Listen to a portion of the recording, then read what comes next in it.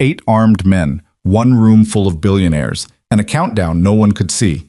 When they put a gun to Aurora Sinclair's head and demanded she sign away her billion-dollar empire in 60 seconds, every trained security officer in that ballroom stood frozen. Every expensive suit, every earpiece, every man hired specifically for this moment, useless. Except for one. A man nobody noticed. A man they'd laughed at an hour earlier. A man whose name wasn't on the guest list, whose badge was temporary, whose suit had a fraying left cuff. A man who had already seen this coming. If you're new here, subscribe right now and turn on notifications, because this story is the kind that will keep you up at night. Drop your city and country in the comments. I want to see exactly how far this story travels. Hit that like button if you're already hooked. Trust me, you do not want to walk away before this one ends.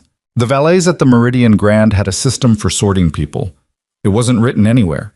Nobody taught it during orientation. It was just one of those things that develops naturally when you spend enough evenings surrounded by money. A silent, instinctive ranking that started the moment a car pulled up to the curb. A Bentley got a smile and a "Welcome back, sir." A rented Lincoln got a nod.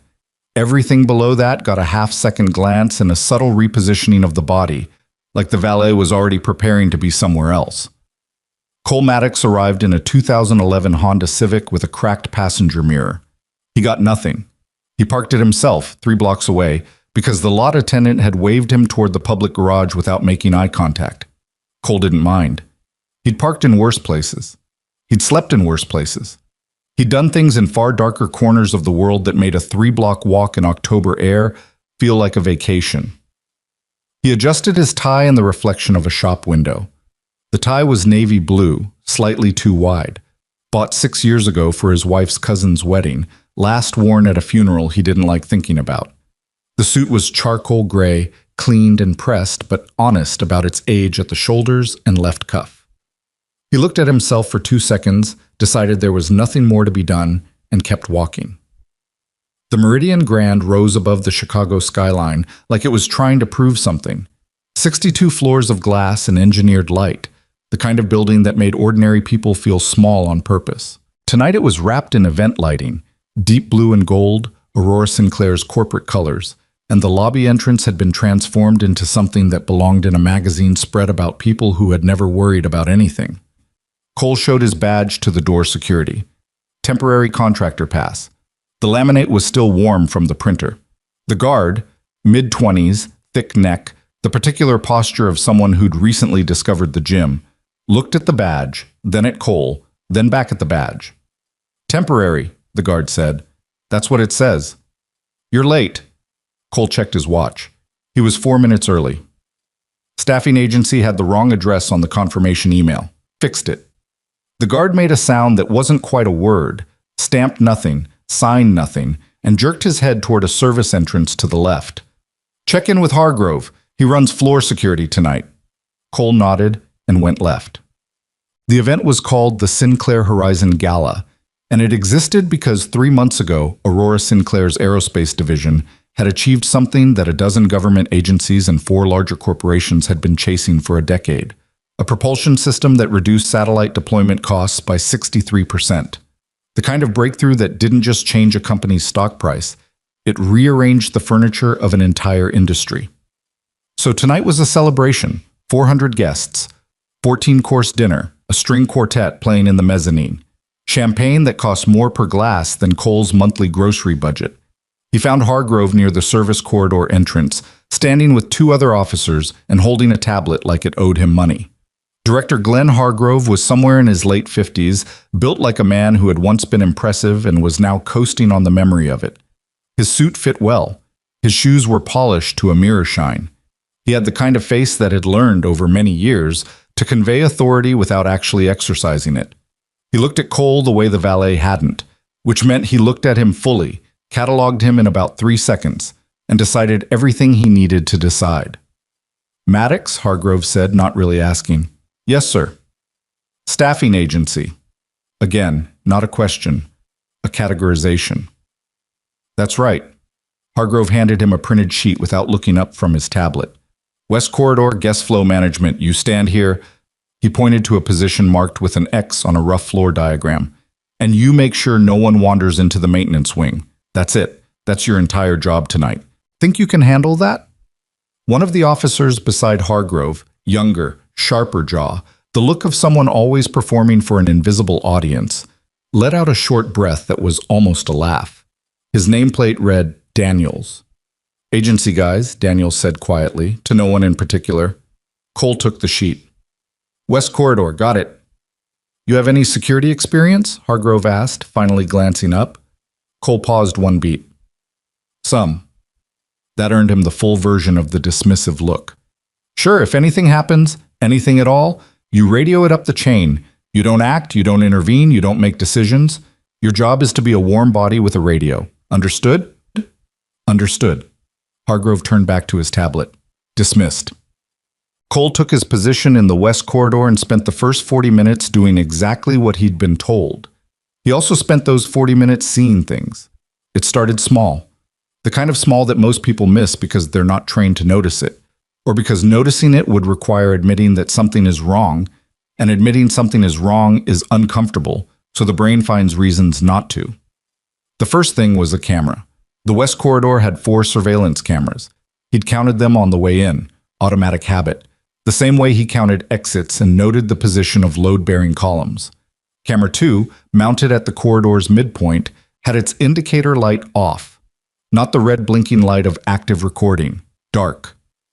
He stared at it for a moment, then moved on. The second thing was a badge. A catering staff member passed him pushing a linen trolley. The badge clipped to his lapel was the standard event issue, white background, blue stripe, photo. But the badge number started with a 4. Cole had noticed, checking in, that current staff badges ran in the 2 series. The 4 series had been the previous venue event 2 weeks prior, according to a notice board he'd passed near the staffing office. That badge should have been deactivated. It hadn't been. The third thing was the guards. Over the next 20 minutes, Cole watched the floor security pattern shift. It was subtle. A repositioning here, a rotation there. But the cumulative effect was unmistakable to someone who had spent years reading the geometry of violence before it happened. The guards weren't positioning to protect the guests from external threats. They were positioning to control movement inside the room. The angles were wrong for protection. They were right for containment. He keyed his radio. "This is Maddox, West Corridor. I've got a camera out at the midpoint position and some badge irregularities I want to flag." Static. Then Daniel's voice, flat and bored. "Copy that. Submit it through the standard incident log. I think this needs a real-time response." The camera, "Maddox." Hargrove's voice this time, harder. "You were briefed. You flag, we decide. Stand your post."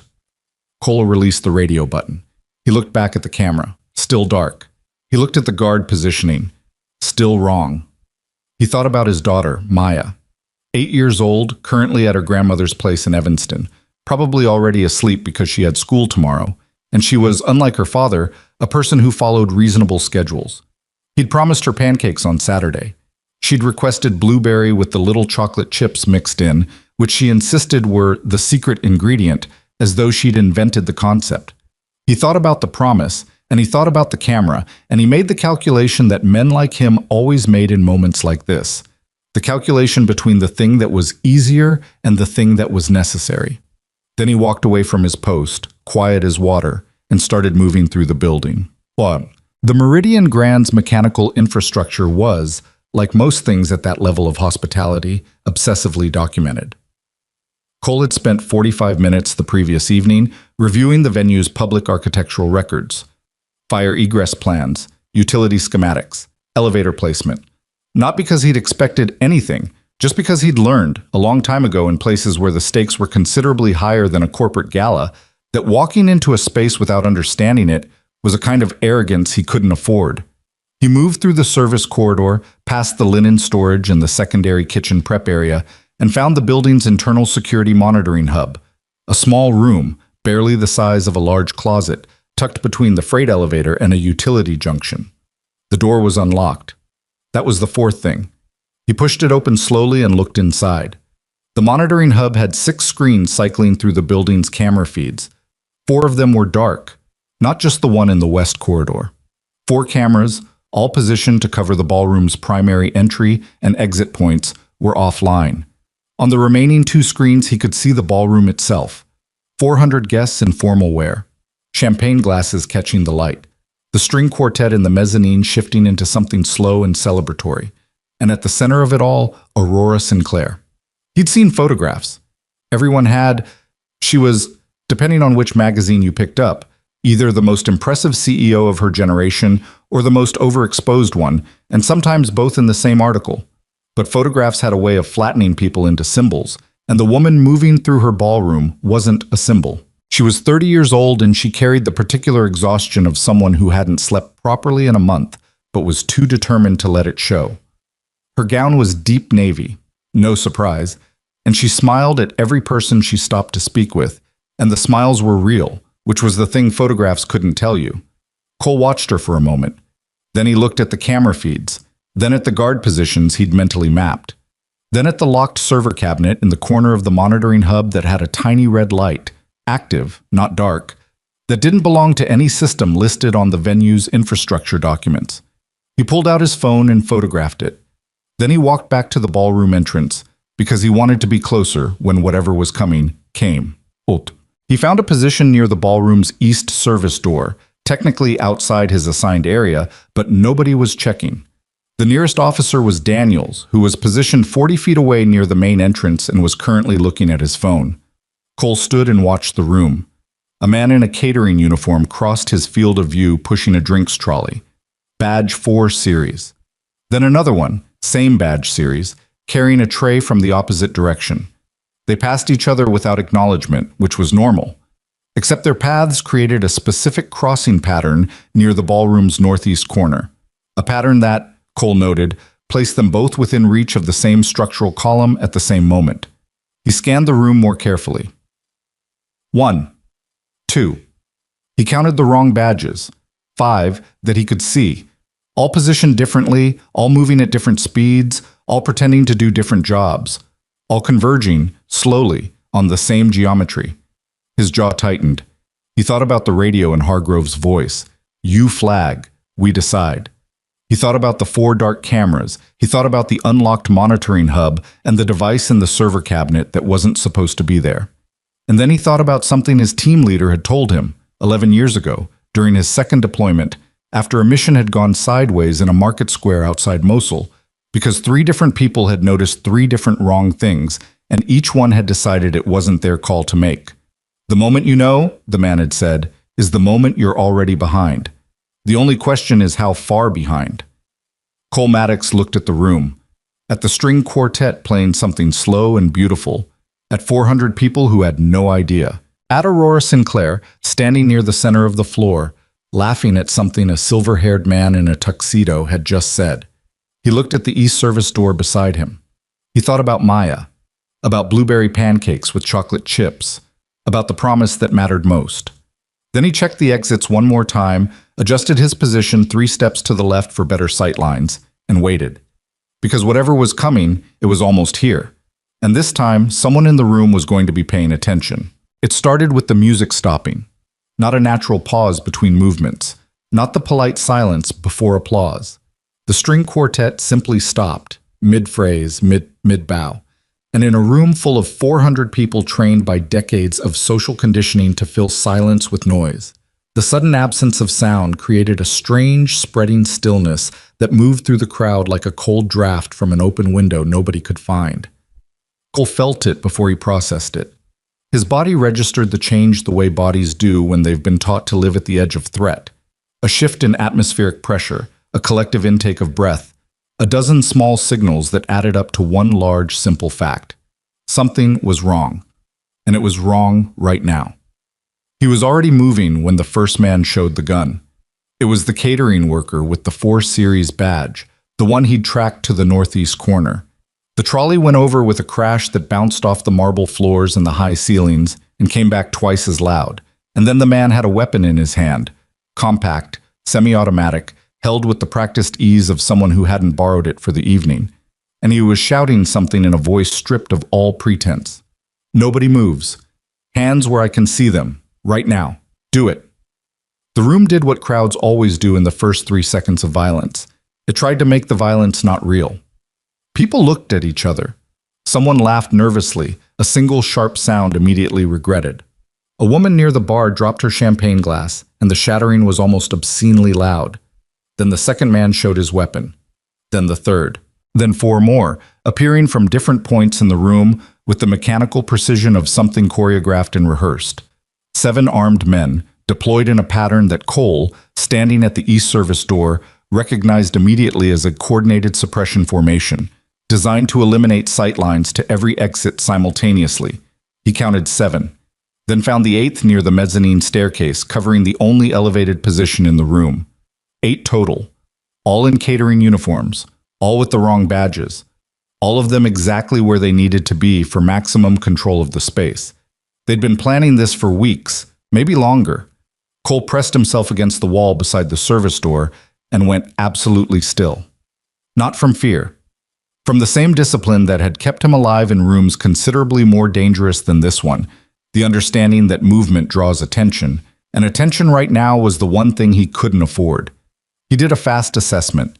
His sidearm was locked in the Civic 3 blocks away because the staffing agency contract had included a clear no weapons provision, and he hadn't had enough information at the time to decide whether violating it was worth the complication. He had his hands, his training, the room's layout memorized, and about 6 seconds before the man nearest to him completed his sweep of the east wall. Across the ballroom, through the frozen crowd, he found Aurora Sinclair. She wasn't frozen. That was the first thing he noticed about her in a crisis, and it mattered. Not because it made her brave necessarily, but because it made her functional. She'd gone very still in a way that was different from the paralysis around her. Her eyes were moving, cataloging. She was doing the same thing Cole was doing, he realized, just with fewer tools and considerably less context. Then Hargrove walked through the main entrance doors. Cole stared. Hargrove walked in unhurried, adjusting his cufflink, and the 8 armed men didn't point weapons at him. They moved aside for him. One of them actually gave a small, brief nod, the kind of acknowledgement between people who've spent time working together. Daniels came in behind him, also unhurried, also unafraid. Cole's jaw tightened until he could feel it in his back teeth. He thought about the radio. "You flag, we decide." He thought about the 4 dark cameras and the unlocked monitoring hub, and the device in the server cabinet. And then the last piece dropped into place with the quiet certainty of something that had always been true but needed the right moment to become obvious. Hargrove hadn't dismissed his concerns because he was incompetent. Hargrove had dismissed his concerns because Hargrove already knew. The entire security apparatus for this event had been theater. Every officer, every protocol, every camera, all of it designed not to protect the room, but to deliver it. Hargrove crossed the ballroom floor with the leisurely confidence of a man who owned the room, which, in every meaningful sense at this moment, he did. The crowd parted for him without being asked to. 400 people in formal wear, some of the wealthiest in the country, made a path for a man in a security director's suit because he had 8 guns and they had nothing. He stopped in front of Aurora Sinclair. Cole couldn't hear what he said from this distance, but he watched Aurora's face, and her face said enough. Whatever Hargrove was telling her, it wasn't a request. Cole was already calculating. 8 armed men, trained and positioned. Hargrove and Daniels, almost certainly armed under their jackets. 400 civilians in varying degrees of panic. The room's acoustics meant that any sudden loud action near the center would reverberate and amplify, useful or catastrophic, depending on how you used it. The service door beside him led to the corridor with the secondary kitchen prep area, the freight elevator, and he ran the building map in his head, a utility passage that connected to the ballroom's interior via a service hatch behind the main stage platform. The main stage platform was 20 feet behind Aurora and Hargrove. He calculated the distance to each of the 8 armed men. He calculated response times. He calculated the vectors of movement and the points of vulnerability and the specific sequence of actions that would need to happen in a precise order to work. And he did all of this in the space of approximately 4 seconds while his pulse stayed, irritatingly to some past version of himself, completely steady. Then he moved. He went through the service door quiet and fast, let it close behind him without a sound, and started down the corridor at a pace that was faster than a walk and slower than anything that would make noise. Inside the ballroom, Hargrove was not a patient man beneath the professional surface. "I need your executive access code and your biometric confirmation," he said, his voice carrying the particular flatness of someone who has moved past pretending.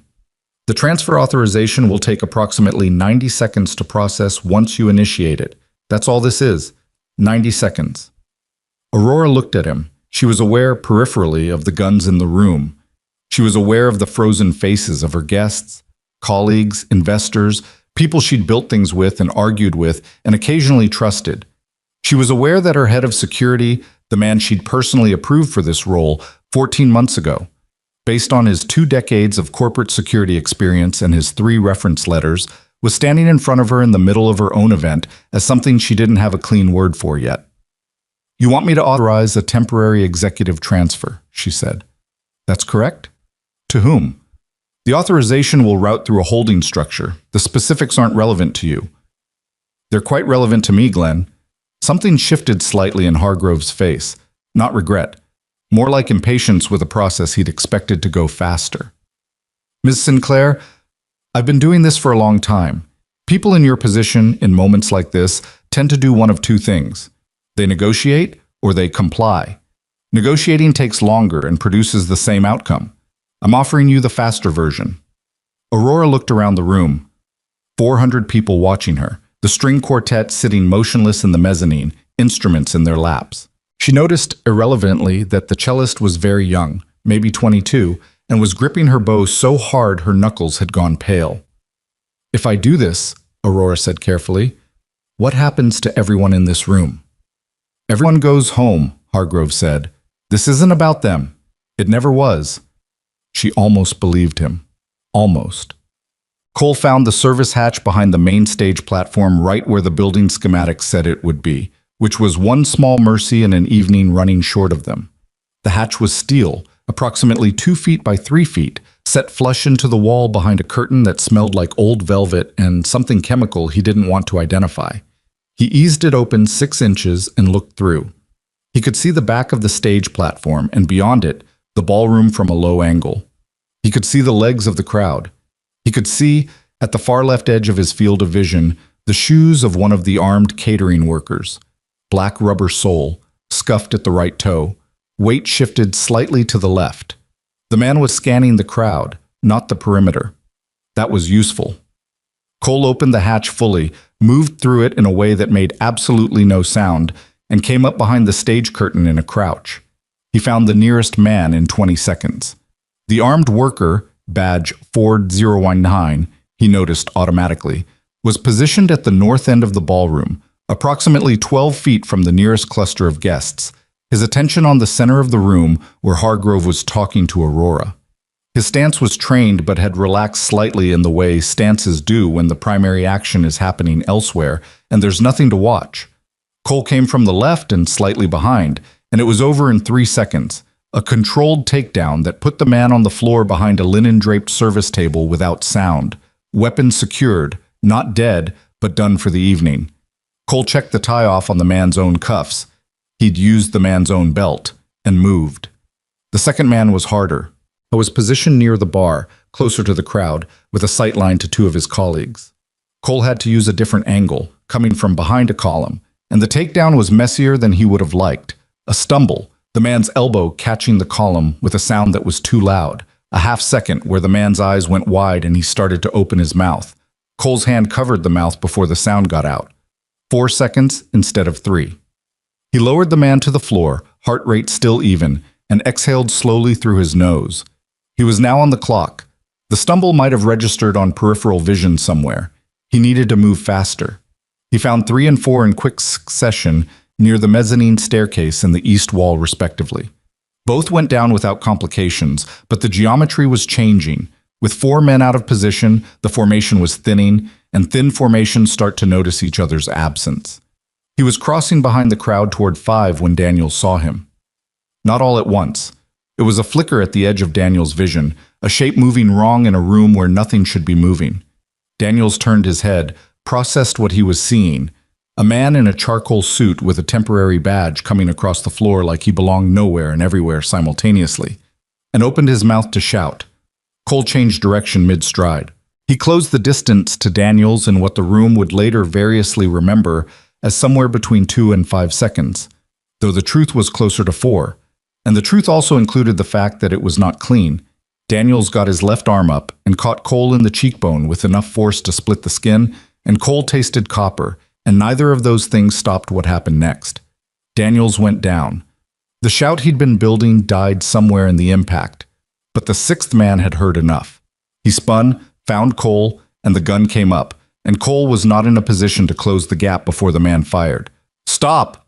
Aurora Sinclair's voice, loud, clear, carrying across the ballroom with the kind of authority that doesn't come from volume, but from absolute certainty. Every head in the room turned, including the sixth man's.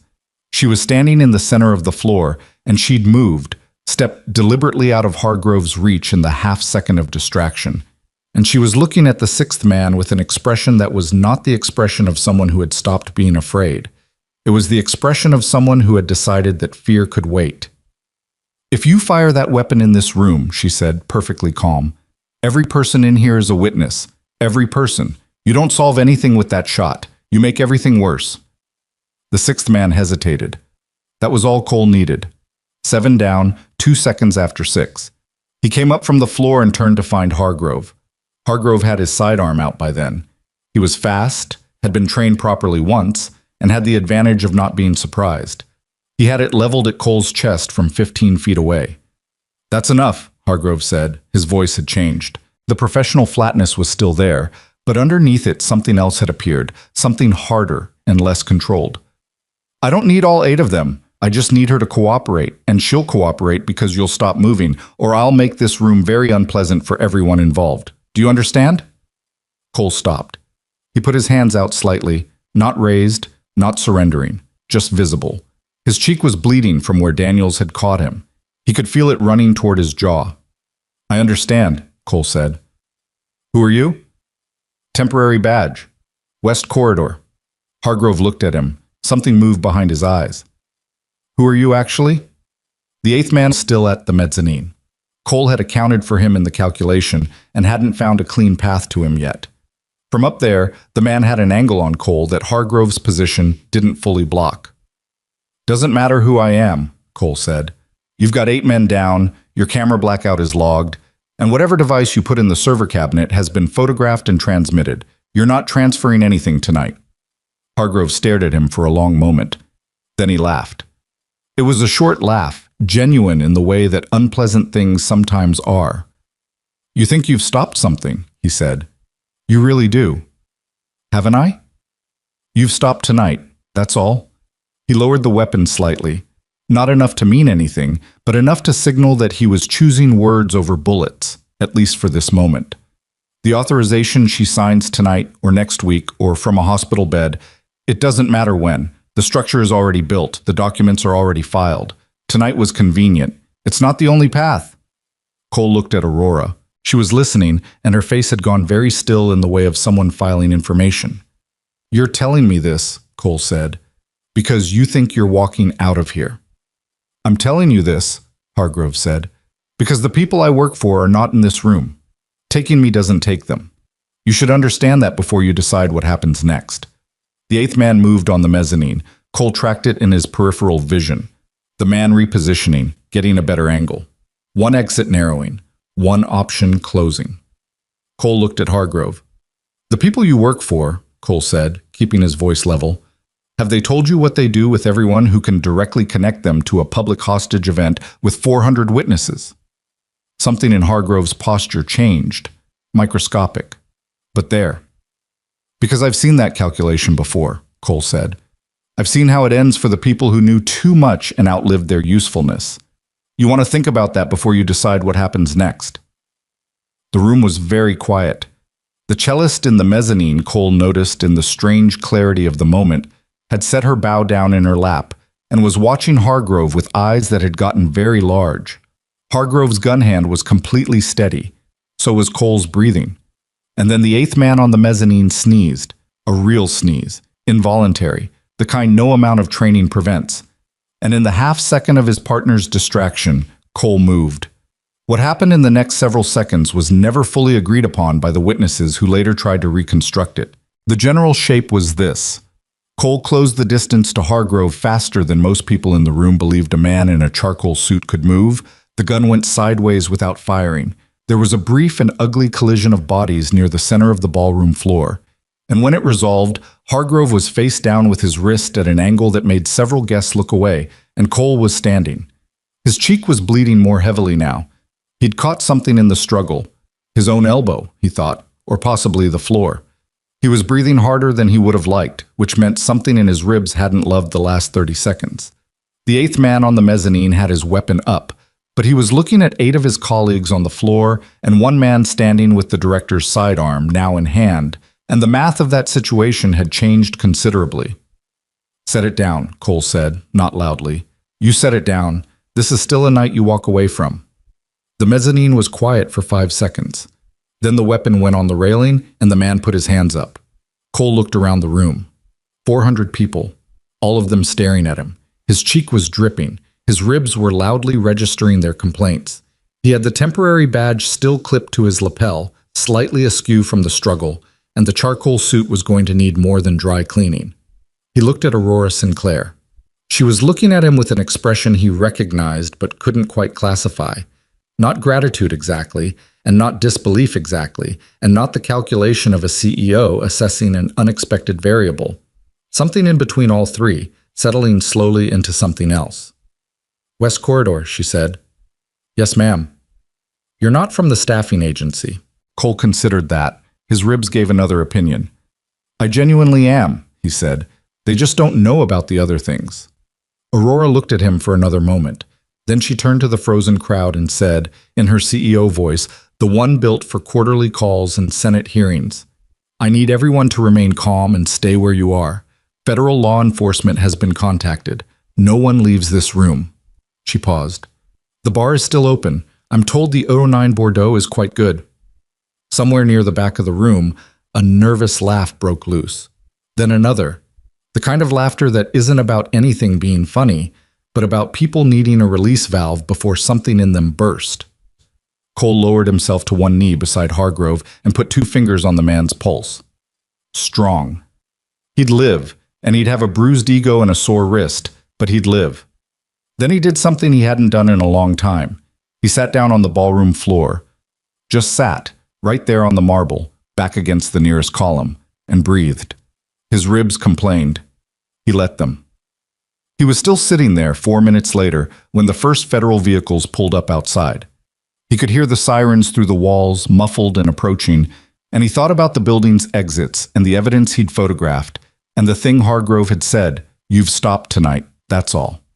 And he thought about the device in the server cabinet and the shell of a corporate structure Hargrove had hinted at, and the phrase, "the people I work for are not in this room," and he understood, with the specific certainty of someone who has spent years learning how violence actually works, that tonight had not been the end of anything. It had been an interruption. The real thing was still out there, intact, patient, and now it knew his face.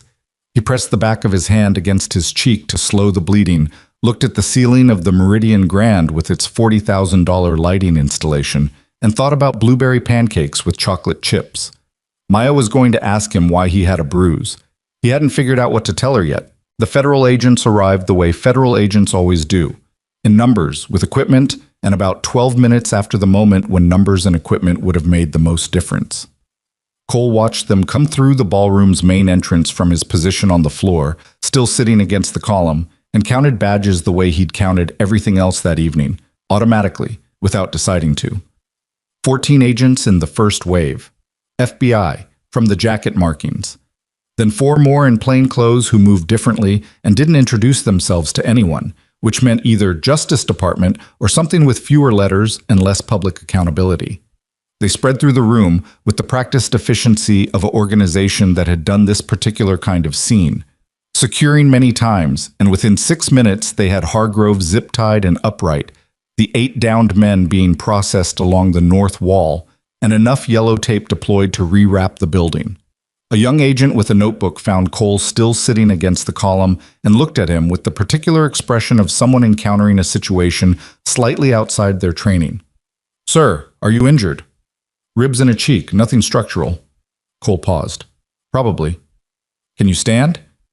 "Yes, I just don't want to yet." The agent wrote something down. "I'm going to need to ask you some questions." I know. Give me 2 more minutes.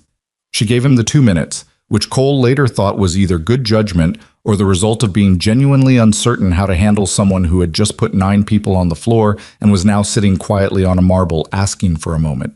Either way, he appreciated it. I used the 2 minutes to think about what Hargrove had said. The structure is already built. The documents are already filed. Not a bluff. Hargrove hadn't been in a bluffing position when he'd said it. It was the kind of statement men make when they want you to understand the full dimensions of your own failure, which meant it came from a place of genuine confidence. Whatever tonight was supposed to accomplish, it was one node in something larger. Remove the node, and the structure remained. Cole pressed himself up off the floor, registered his ribs' formal objection, and stood.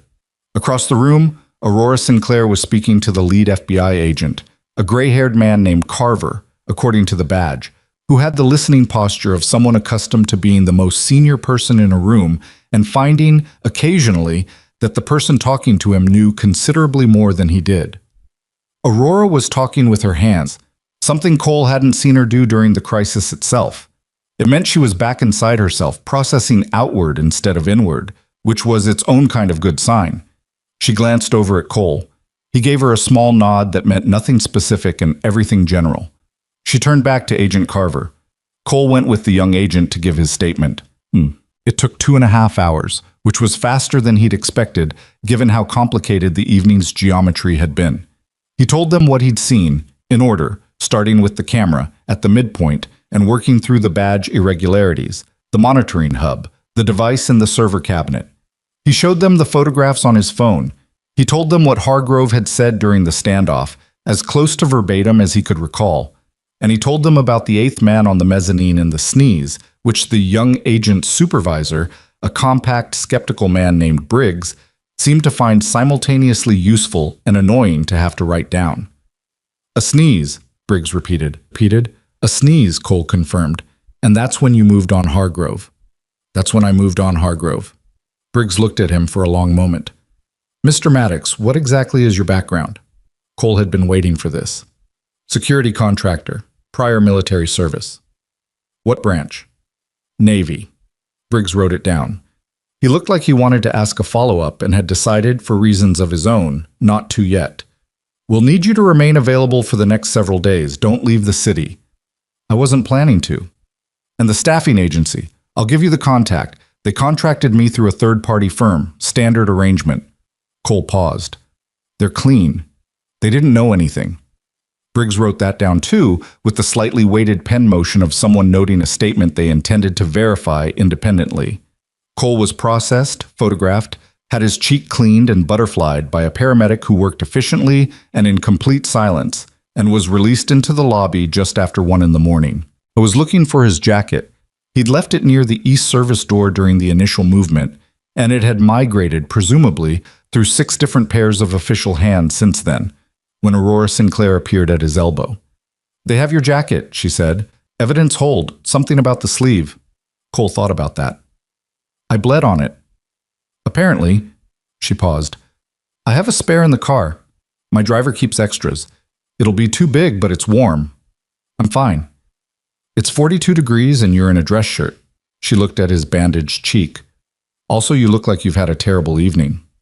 It was eventful. She almost smiled. It didn't quite complete itself, which told him she was still running the numbers on something. Come with me, she said.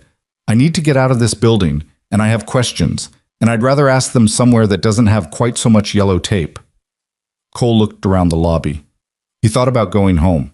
He thought about Hargrove's words, the structure is already built, and the device in the server cabinet, and the way Hargrove had said the people I work for with the specific ease of someone describing something permanent. All right, he said. The car was a black SUV, armored, which made sense for a billionaire CEO, but also would have made Cole feel better about the evening if it had been present approximately 3 hours earlier. The driver, a compact, quiet man in his 40s who introduced himself only as Marcus, pulled away from the Meridian Grand without being asked and navigated into the nighttime Chicago streets with the practiced calm of someone accustomed to being present for difficult conversations without participating in them. Aurora sat across from Cole in the back seat and looked at him with the same expression she'd had in the ballroom when she'd said, West Corridor. that three-way compound of things settling towards something she hadn't named yet. "Are you going to tell me who you actually are?" she asked. "I told the FBI who I am." "You told them the outline. I'm asking you." She said it without aggression, just directness, the tone of someone who had spent 10 years making high-stakes decisions and learned that the fastest path between 2 points was honesty, because everything else cost time she didn't have. Cole looked out the window at the city moving past. A late bus, mostly empty. A 24-hour diner with orange light in the window. A man walking a dog that looked unhappy about the temperature. "My name is Cole Maddox," he said. "I'm 32. I live in Evanston. I have a daughter named Maya who's 8. I do security consulting and contract work. Tonight was a staffing agency fill for extra income." He turned back to her. "That's the outline." "And before Evanston?" He was quiet for a moment. "Navy, 12 years, SEAL teams." Aurora took that in without reaction, which meant she'd already suspected some version of it. "And before Evanston, you stopped being Navy because I had a daughter who needed a father who came home." The way he said it, not defensive, not rehearsed, just flat and final, the tone of a decision made long ago and not up for revision, stopped her from following the thread further. She recognized a door when she heard one. "Hargrove said something to you," she said instead. "During the standoff. I was close enough to hear the start of it, but not all of it. He said the structure was already built. He said the documents are already filed, that tonight was convenient but not necessary." Cole looked at her. "He meant someone inside your company has been building something for a long time. Tonight was about accelerating it, forcing a transfer of authority under duress that could be made to look, in the right legal framework, like a legitimate executive decision."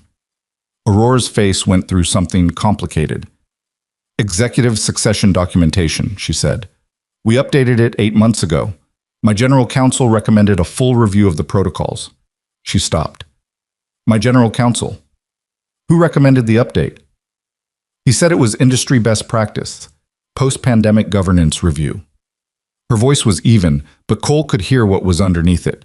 Not panic, because she wasn't built for panic, but the specific cold fury of someone realizing they've been patient with a person who was, the entire time, working against them. "His name is Warren Price. He's been with the company for 6 years. Is Price here tonight? At the gala?" "He sent his regrets, said he had a family commitment." She said it with a flatness that was almost worse than anger. "He never misses events like this." Cole looked at her. "Aurora, the FBI needs to know about Price tonight, not tomorrow." "I know." She was already reaching for her phone. Then she stopped. "Wait, if I call Carver right now and name Price, and Price is connected to whatever Hargrove was connected to, they'll move on him immediately. He'll know we know. And whatever they have in the legal architecture," she exhaled slowly, "they'll trigger a contingency. Hide it somewhere we can't reach." Cole studied her. "You're thinking about evidence preservation." "I'm thinking about not winning the battle and losing the war. Yes." She set her phone down in her lap. "Can you give me an hour before I call Carver? I need to look at some documents." Cole thought about that. Thought about Hargrove's wrist and the man on the mezzanine, and the way the evening had gone from a corporate gala to something considerably more complicated in about 4 seconds. Thought about the device in the server cabinet and what it was connected to and whether the evidence chain was intact enough for what was coming. "1 hour," he said, "but we do this somewhere I can see the building entrances."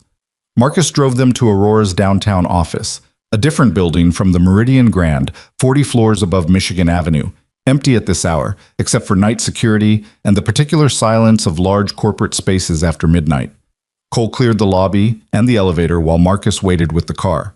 It wasn't protocol. He just didn't feel like protocols that had already failed once this evening deserved a second chance. Aurora's office was exactly what he'd expected, and nothing like what he'd expected simultaneously. The view was the part that matched the image. Floor-to-ceiling windows facing the lake, the city spread below in its nighttime grid, the kind of view that cost a specific amount per square foot and looked exactly like that amount. The desk was large and clear in the way of desks belonging to people who make decisions rather than accumulate paper. But the credenza held a framed crayon drawing that was clearly the work of someone under the age of 6, and the corner of the desk had a small worn spot where she apparently rested her hand while thinking. And the reading chair by the window had a throw blanket over its arm that had been washed enough times its original color was a memory. People were always more than the version of themselves that other people got to see. Cole had known that for a long time and still found it worth noticing. Aurora had her laptop open before she'd sat down and was moving through files with the speed of someone who knew exactly what she was looking for and was afraid of what she'd find. Cole sat in the chair across from the desk and watched the door and listened to the city and let her work. After about 20 minutes, she said quietly, "It's here." He looked at her.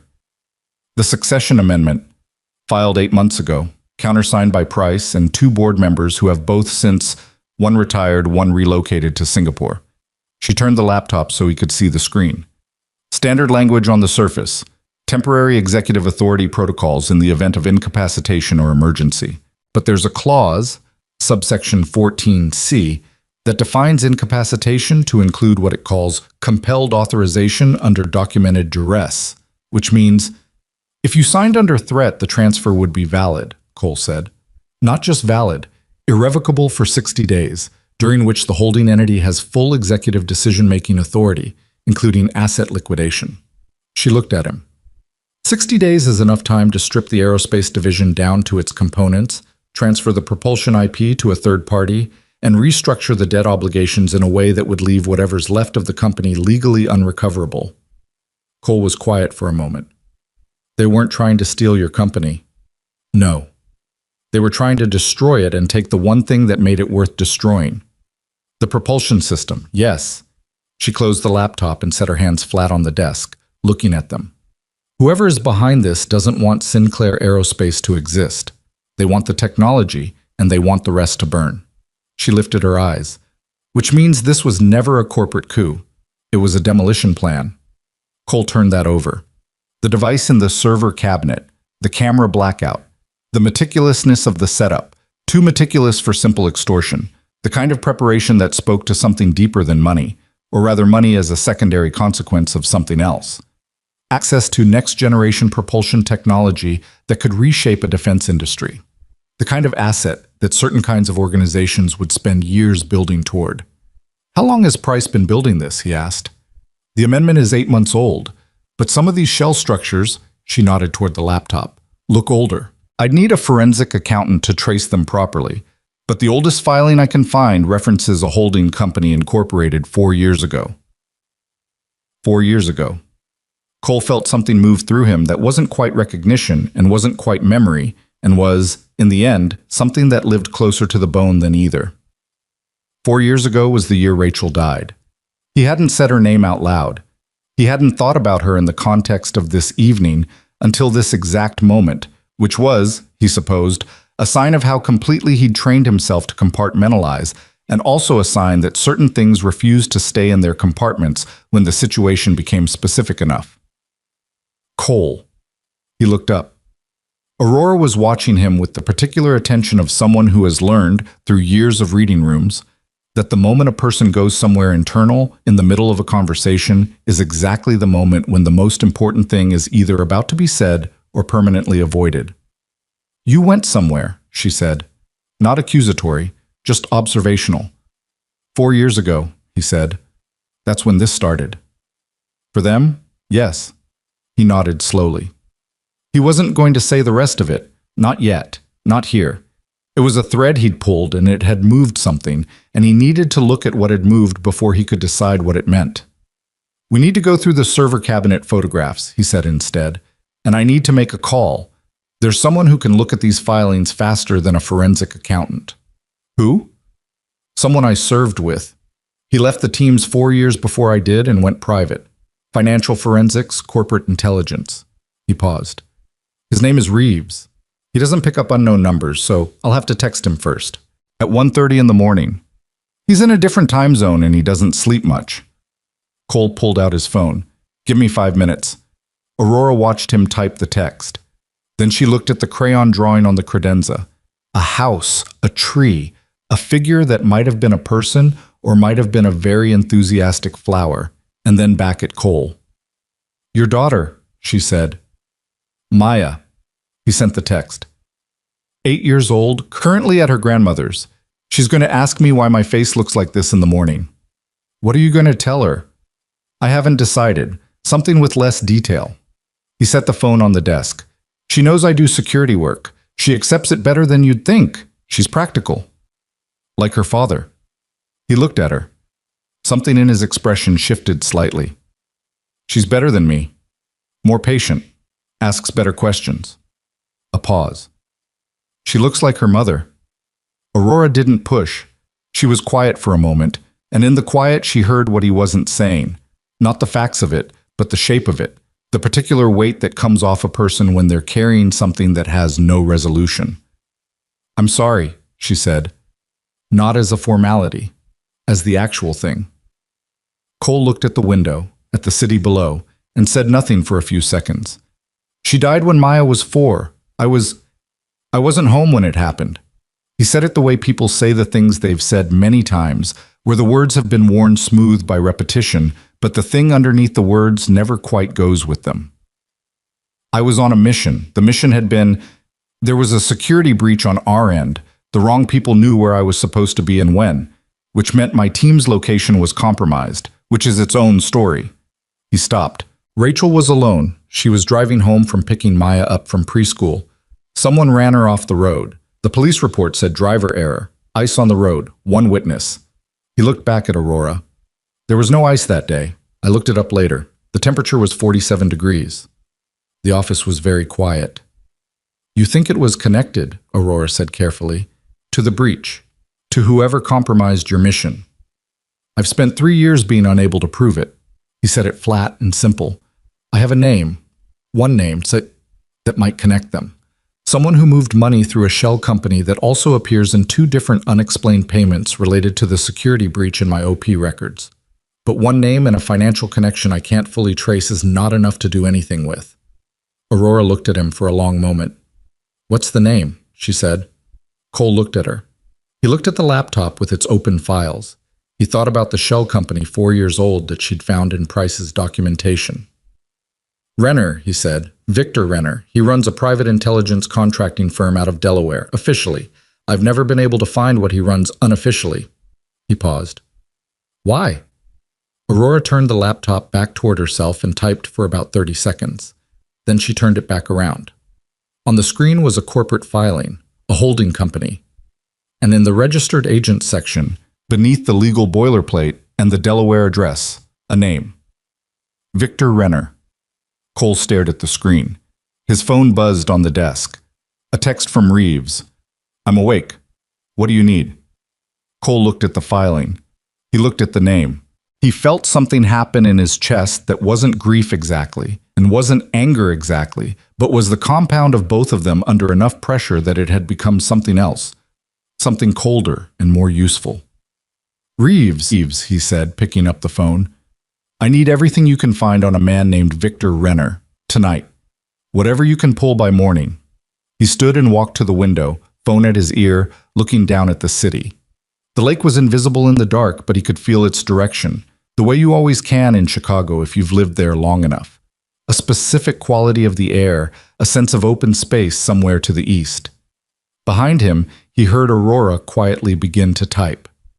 Neither of them spoke for a while, and the silence between them was not the silence of 2 strangers anymore.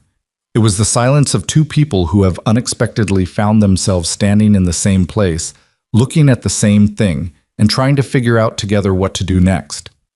Outside the window, Chicago moved through its nighttime rhythms, indifferent to what had shifted 40 floors above it. And somewhere in Delaware, on the registered documents of a shell company 4 years old, a name sat in a database and waited to be found. It had been waiting for a long time. Reeves called back at 4:17 in the morning. Cole was standing at Aurora's office window with a cup of coffee he'd made himself in the small break room 2 doors down, using a machine that cost more than his monthly rent, and produced something that still tasted like burnt optimism.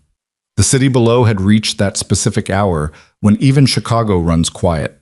The bars closed, the last trains running empty, the streets belonging briefly to delivery trucks and people who had nowhere to be or no choice about being there. Aurora was asleep in her chair.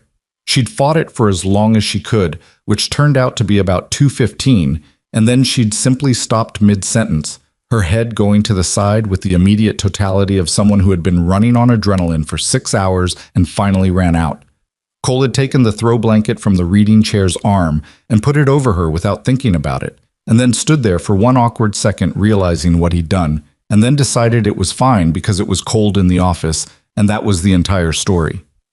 He stepped into the corridor when Reeves called, pulling the office door mostly shut behind him. "Tell me," Cole said. "Victor Renner." Reeves's voice had the particular texture of a man who had been drinking bad coffee in front of multiple screens for 2 hours. "Okay. So officially, he runs a firm called Vantage Meridian Group, registered in Delaware, operating address in McLean, Virginia. Corporate intelligence and strategic risk consulting. Client list is confidential, obviously, but based on the contracting records I can access, he's done work adjacent to at least 4 defense-related entities in the last 6 years. Not direct DoD contracts, adjacencies. Firms that supply the department. Is he connected to Sinclair Aerospace specifically? That's the interesting part. Not directly, but Vantage Meridian shares 3 board-level advisors with a holding company called Crestline Strategic Partners. And Crestline has a minority stake in a firm called Hartwell Technology Group. And Cole. Hartwell holds provisional licensing rights to a propulsion technology that is, according to the patent filings I'm looking at, almost identical in its core specifications to the propulsion system Sinclair announced tonight. Cole was quiet for a moment. How identical? Like, uncomfortably identical. Like someone had access to the development documentation at a very early stage and built a parallel filing around it with just enough structural differences to survive a surface legal challenge. A pause. This didn't happen 6 months ago. These filings are dated 14 months back. 14 months. Cole did the arithmetic without meaning to. 14 months ago, Aurora had hired Glenn Hargrove as her security director. The same month, apparently, someone had been building a legal architecture to intercept her technology before she could fully deploy it. Reeves, the shell company I sent you. Renner's name is in the registered agents section. Can you trace the financial flows? Already partway into it. There's a money path. It's not clean. There are 3 layers of nominees and 2 offshore jurisdictions, but the direction is consistent. Cash moving from a private equity vehicle in the Caymans through a Luxembourg intermediary into an operational account that made payments to, and this is where it gets relevant to you specifically, a security consulting firm that no longer exists called Meridian Risk Solutions. Cole felt his jaw tighten. Meridian Risk Solutions. Defunct. Dissolved 18 months ago. But its last known operational period overlaps with something you're going to recognize. The firm's final active contracts included a subcontracting arrangement with the military logistics provider that handled support services for SEAL team operational deployments in... Reeves stopped. Cole. Say it. The Northern Sector rotation, 3.5 years ago. A brief silence on the line. That's your deployment. That's the one where the breach happened. Cole stood in the corporate corridor, 40 floors above Chicago, holding his phone, and breathed. He breathed very carefully and very deliberately the way he'd been taught to do when the situation required your body to continue functioning at the same time your mind was trying to process something that had no easy landing. Renner's people compromised my mission, he said. Not a question. I can't say that definitively from what I have right now. But the financial connection is there and it's not accidental. These aren't the kinds of transactions you make accidentally. Can you have a full package together by morning? Something Carver's team can use? 6 hours, maybe 7. I need to run the Luxembourg connection through 2 more layers before I can document it properly. The FBI will want clean chains, not my inference. Get it as clean as you can. Cole paused. Reeves, thank you. Don't thank me yet. This thing is bigger than tonight, Cole. Renner's been running some version of this play for a long time. Sinclair was a target, but she's not the only one. Cole already knew that. He'd known it since Hargrove had said the people I work for are not in this room, with the specific calm of a man describing a permanent institution rather than a conspiracy. He said goodnight to Reeves and stood in the corridor for a moment, looking at nothing. Rachel had died on a 47-degree day in November, on a road with no ice on it, 3 weeks after Cole's mission had been compromised by information that someone in the support chain had sold to someone else. He had spent 3 years with that sequence of facts and been unable to close the distance between them because the middle was missing. The mechanism, the name, the specific transaction that had turned his location data into a threat against his family. Now he was 40 floors above Chicago, holding a phone that had just given him the mechanism. The name he already had. The transaction was 7 hours away from being documented. He pressed his back against the corridor wall and stayed there for 30 seconds, just feeling the weight of it. Then he went back inside. Aurora woke at 6:10, which Cole suspected was her body's default, regardless of when she'd gone to sleep, and sat up straight in her chair with the immediate alertness of someone who had trained herself not to surface slowly. She looked at him. He was at her desk, which she seemed to decide was acceptable without discussion, the laptop open in front of him, the corporate documents spread across the screen in 4 separate windows. "What did you find?" she said, skipping the part where people ask if you slept well when the answer is obviously no. Cole turned the laptop toward her and walked her through what Reeves had uncovered. He did it in order, laying each piece down the way you brief an officer. Facts first, inferences clearly labeled, the gaps identified rather than papered over. Aurora listened without interrupting, which was a skill not everyone had, especially not people who ran large organizations and had learned that the fastest way to move a meeting was to take the information and run with it before the other person finished presenting it. When he finished, she was quiet for about 10 seconds. "Hartwell Technology Group," she said. "I know that name. We competed with them for a NASA auxiliary contract 2 years ago. We won. They pulled out early, which I thought was strange at the time because their technical specifications were solid." She paused. "Because they already had what they needed from us. 14 months of lead time on your documentation. Enough to build a parallel filing that would survive initial scrutiny." She looked at the screen. "If I'd signed last night and they'd had 60 days to liquidate and restructure, the propulsion IP would have moved through 3 entities and ended up in Hartwell's legal possession before anyone could challenge it. And the Hartwell filing would have looked prior by 14 months. You'd have had legal recourse eventually, years of it. In the meantime, they'd have licensed it to defense contractors, generated revenue, and built enough case law to make recovery a 20-year fight." She exhaled. "This was never about money. The money is a byproduct. Someone wants to control next-generation propulsion technology. The applications..." She stopped. "Military satellite deployment. Low-orbit payload capability. If you control the propulsion systems, you control who gets to space cheaply and who doesn't. That's not a business advantage. That's a geopolitical asset." Cole looked at her. "Renner's firm does work adjacent to defense contractors.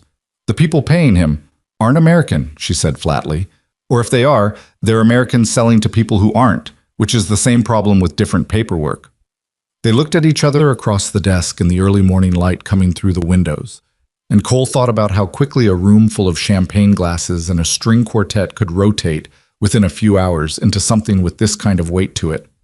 "We need to call Carver," he said. "Not yet." She held up one hand. Warren Price still thinks this is contained. He knows the gala failed. That would have been communicated overnight. But he doesn't know about the Reeves analysis or the Hartwell connection. He doesn't know how much we have." She looked at Cole. "If we give Carver everything right now, they move on Price and Renner simultaneously, and Renner has enough advance warning infrastructure that he disappears before any of the financial documentation is locked down. What are you proposing?" "Price is in the office today. He comes in at 8:30, always has. He doesn't know that I know about the amendment or the shell structure." She said it with a steadiness that told Cole she'd been thinking about this for the last 20 minutes while he was organizing his thoughts. "I want to let him come in. Let him operate normally for a few hours while Carver quietly freezes the financial accounts and places Renner under surveillance. Then we take Price with complete documentation already in place." Cole thought about it. The tactical logic was sound. The emotional reality of it, of watching the man who had constructed her company's demolition plan walk into her office and pretend to be her trusted counsel, was a different matter. "Can you do that?" he asked, not doubting her, genuinely asking. "I'm going to have to," she said. "Can you be in the building?" "I'll be here." She nodded once. Then she picked up her phone and called Agent Carver. Price arrived at 8:27. Cole watched him cross the lobby on the security feed from a monitor in the building's secondary security office, 2 floors below Aurora's level. A trim man, mid-50s, the kind of face that had learned to carry trust as a professional instrument, warm eyes, a practiced slight smile. The particular grooming of someone who understood that appearance was communication. He stopped to say something to the lobby receptionist, who smiled back. He was carrying a coffee from the place across the street. The kind of man who bought his own coffee, not because he couldn't afford not to, but because it reinforced a self-image. Reasonable, approachable, one of the people. Cole had known men like this in the military. They were usually the most dangerous kind because they were so good at being the version of themselves that other people wanted to believe in. "He's in the elevator," Cole said into the earpiece. In Aurora's office, via the same channel, her voice came back even and controlled. "Copy." Cole watched the elevator indicator, watched the numbers rise. Agent Carver had spent the last 90 minutes setting up a parallel operation that Cole was not technically part of and had been asked, with some firmness, not to interfere with. He'd agreed, which meant he was sitting in a security office watching a monitor instead of the floor, which was not exactly where he wanted to be, but was the arrangement that made the most operational sense. The 60 seconds between Price stepping off the elevator and Carver's team moving were going to be the longest of the morning. Cole watched the camera feed. He saw Price walk down the executive corridor, briefcase in one hand, coffee in the other, stop to ask Aurora's assistant something, probably whether she was in, and then move toward Aurora's office door. He knocked. A small courtesy, given the circumstances. Cole heard Aurora's voice through the earpiece. "Come in." He listened. He could hear the ambient sound of the office, the hum of the city outside the window, the particular acoustic quality of that room. He heard the door open, Price's footsteps, the sound of him setting his briefcase down. "Aurora." Price's voice was warm, professionally concerned. "I heard about last night. Are you all right? I've been trying to reach you since—" "Sit down, Warren." A brief pause. Something in Aurora's voice had changed, or rather, something had dropped away from it, the professional warmth she'd been carrying as cover, leaving behind something much cooler and much more accurate. Cole heard Price sit. "I've been looking at the succession amendment," Aurora said. "The one you recommended 8 months ago." "The governance review? Yes. Standard, subsection 14C. Silence. "I'd like you to explain subsection 14C to me," Aurora said. "In your own words. Take your time." More silence. Cole counted 6 seconds of it. "Aurora, I found the Crestline connection, Warren, and the Hartwell filing, and Victor Renner." She said each name with the deliberate spacing of someone who has been saving them. "So when I ask you to explain subsection 14C, I'm not asking because I don't understand it. I'm asking because I want to hear what you say." The silence this time was different. Cole recognized it. The silence of a person recalculating, running options, finding each of them already closed. "How long have you known?" Price asked. His voice had changed too. The warmth was gone. What was left underneath was not menacing, exactly. It was tired, which was, Cole thought, almost worse. "Since about 3 o'clock this morning." "The man from last night," Price said. "The security contractor." "Among other things, yes." Another silence. Then quietly, "I want to speak to an attorney." "That's your right," Aurora said. "There are federal agents in the building who will facilitate that." Cole heard the office door open, and Carver's voice came through the earpiece. "Mr. Price, I'm Special Agent Carver with the FBI. I need you to come with me." Cole exhaled slowly. He leaned back in the security office chair, which was not designed for leaning, and expressed its opinion about this with a loud creak. He looked at the monitor. He watched Carver walk Price toward the elevator. Price moved with his shoulders forward and his coffee still in his hand, which somehow seemed like the saddest detail. A man being walked out of the building he'd spent 6 years quietly betraying, still carrying his coffee because nobody had told him to put it down. Cole sat with that for a moment. Then his phone buzzed. A text from a number he didn't recognize at first, and then recognized immediately because he'd been given it 8 hours earlier. "Aurora, Server Center, basement level 2. Now." He found her already there when he arrived, standing in front of a floor-to-ceiling rack of equipment that would have looked incomprehensible to anyone who hadn't spent time around military-grade communications infrastructure. She had a tablet in one hand and was reading something on it with an expression that had moved past controlled into something more urgent. "What is it?" Cole said. She turned the tablet toward him. On the screen was a schematic, but building layout. Sinclair Aerospace's primary research campus on the north side, the one housing the Physical Propulsion Development Lab. "There's a device in the research campus server room," she said. "My head of IT just found it during a sweep. Similar to what you photographed at the Meridian Grand, but larger. It's not a camera block." She paused. "He thinks it's a data exfiltration trigger, connected to the campus network on a dormant channel. It activates when it receives a specific encrypted signal." Cole looked at the schematic. "What does it exfiltrate?" "Everything in the Propulsion Development Archive. 3 years of research documentation, raw data, design specifications, test results. All of it." She looked at him. "If Renner's people sent the activation signal after last night's transfer went through, they wouldn't have needed to fight the legal battle at all. They'd already have the data." "But the transfer didn't go through." "No, but the device is still there, and Carver's team doesn't know about it yet, and my IT head says it appears to be on a timer as a failsafe. If it doesn't receive a deactivation signal within..." She checked the tablet. 11 hours from the initial arm time, which was set at midnight last night. Cole looked at his watch. It was 8:51 in the morning, 3 hours and 9 minutes. "Where's Carver?" he said. "Upstairs processing price. I'm about to call him. But Cole..." She stopped. "The campus is 40 minutes from here. The device, but my IT head says it needs to be physically disconnected in a specific sequence, or it triggers immediately, regardless of the timer. He can walk someone through it remotely, but it has to be someone who knows what they're looking at." Cole was already moving toward the door. "Call Carver. Tell him what you have and where I'm going. Tell him to send a team to the campus, but tell him they need someone with technical EOD experience because this isn't a simple pull-the-plug situation." "You're going. I'm 40 minutes away and I know what I'm looking at." "Cole?" She caught his arm. Not hard, just enough to make him stop and turn. "Renner. If he finds out Price was taken this morning..." "He already knows," Cole said. "That's why there's a timer." She looked at him for a moment with something in her expression that wasn't quite fear and wasn't quite the other thing, the thing that had been building in the space between them since the previous night, and she let go of his arm. "Be careful," she said. "I'm always careful. You have a bandage on your face and 2 bruised ribs." "Careful by my standards," he said, and was already out the door. Marcus drove.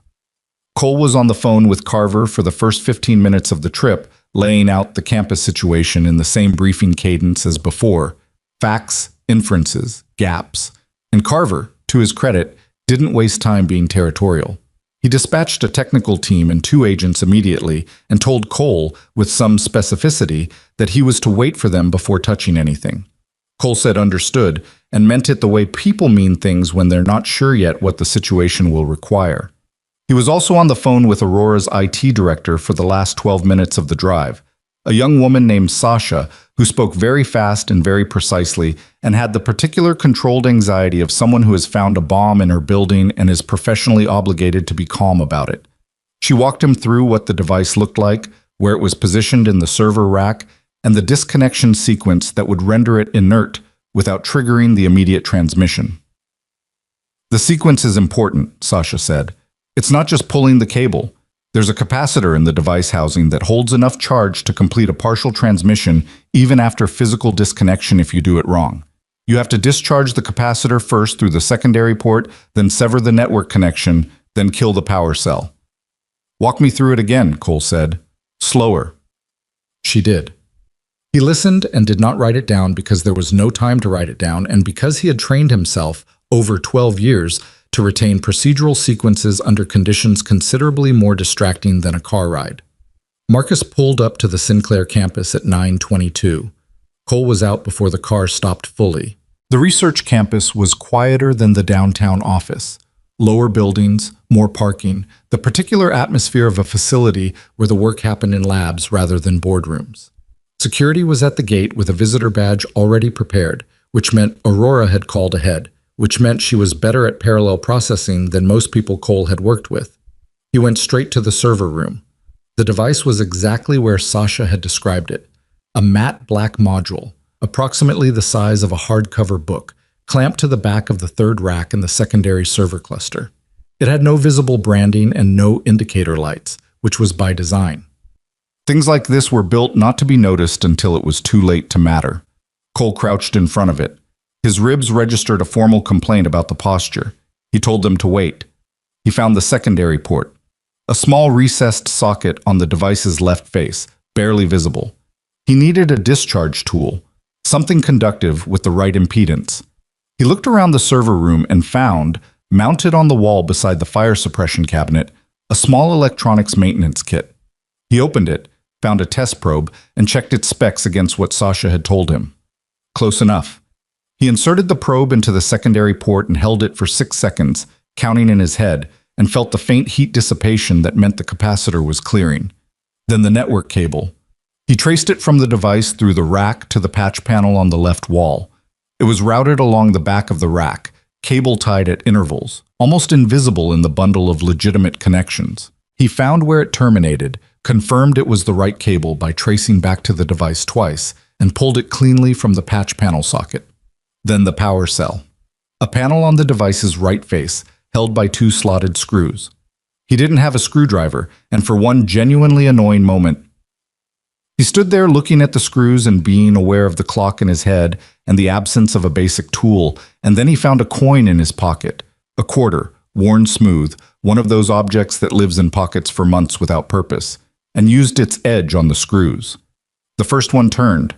The second one was tighter, and he stripped the edge slightly before it gave, and his knuckle scraped the housing in a way that was going to bruise, and the panel came off. He disconnected the power cell. The device went dark.